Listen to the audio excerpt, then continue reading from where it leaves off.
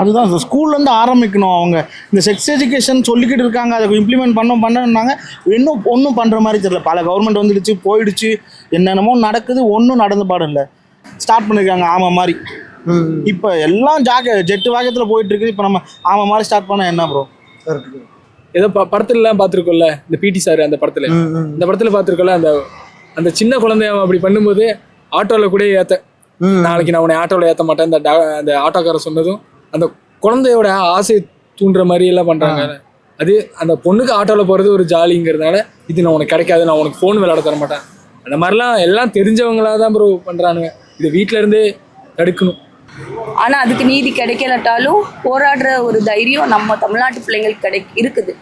ஆனால் அவங்களுக்கு ஏன் இந்த இது கொண்டு வர மாட்டேங்கிறாங்க?